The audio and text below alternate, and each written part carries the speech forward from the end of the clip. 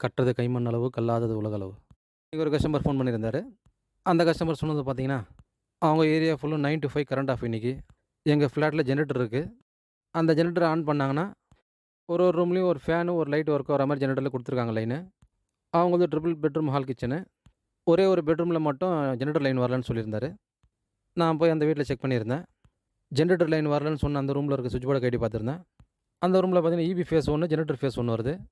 இவங்க ஃப்ளாட் வாங்கும்போது மாடலர் ஸ்விட்ச் போட்டுருக்காங்க. அந்த மாடலர் ஸ்விட்ச் ஏத்திட்டு இப்போ டச் ஸ்விட்ச் போட்டுருக்காங்க எல்லாம்.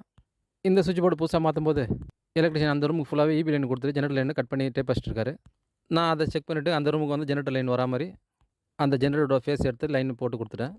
உங்க வீட்லயும் எந்த எலக்ட்ரிக் வேலை நடக்கும்போது, என்ன வேலைக்காக எலக்ட்ரிஷியன கூப்பிடுறீங்களோ, அந்த வேலை முடிஞ்சதும், எல்லாமே கரெக்ட்டா இருக்கான்றத செக் பண்ணிக்கோங்க. இந்த ஸ்விட்ச் போர்டு மாட்டி முடிச்ச உடனே, ஈபில இருக்கிறது கரெக்ட்டா இருக்கா, அதே மாரி ஜெனரேட்டர் போடணும், லைட், ஃபேன் ஆனதா அப்பவே பார்த்துருந்தாங்கன்னா, இப்போ நான் வந்து இந்த வேலை பண்ண வேண்டிய அவசியம் இருந்திருக்காது.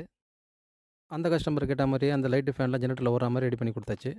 அடுத்து அந்த கஸ்டமர் சொன்னது பார்த்தீங்கன்னா, ஹால்ல ஏசி மாட்டியிருக்காங்க. அந்த ஏசியோட தண்ணி பைப் வந்து வெளி சைடு வந்து பால்கனில விட்டுருக்காங்க. அந்த ஏசி தண்ணியெல்லாம் எப்பவுமே தண்ணி தேங்கி நின்னுட்டே இருக்கு அந்த இடத்துல. அதனால பார்த்தீங்கன்னா, கீழ் வீட்ல தண்ணி லீக் ஆகுதுன்ற மாரி கீழ் வீட்டுக்காரங்க சொல்லியிருக்காங்க. அந்த கஸ்டமர் இதுக்கு என்ன பண்ணணும்னு கேட்டிருந்தாரு. நான் வந்து அந்த தண்ணி போற ஜாலியில வந்து லைட்டா டேமேஜ் பண்ணி, அந்த தண்ணி ஓஸ் போற அளவுக்கு ஹோல்ஸ் போட்டு, அந்த ஓஸ் வந்து கரெக்ட்டா எடுத்து வந்து அந்த ஹோல்ஸ் உள்ள விட்டாச்சு. பால்கனில இனிமே தண்ணி தேங்கி நிக்காது. தண்ணி தேங்கி நிக்கும்போது, அது சோக் ஆகி கீழலாம் போக சான்ஸ் இருக்கு.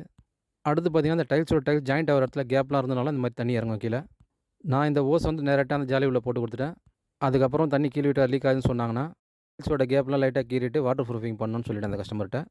உங்க வீட்லயும் ஏசி தண்ணி வர பைப்பெல்லாம் டைரக்ட்டா தரையில விடாம, தண்ணி போறதுக்கு வச்சிருக்க அந்த லைன்ல டைரக்ட்டா ஓஸ் சொருவி விட்டுருங்க. இல்லன்னா இந்த மாரி வாட்டர் லீக்கேஜ் ப்ராப்ளம்லாம் வரலாம்.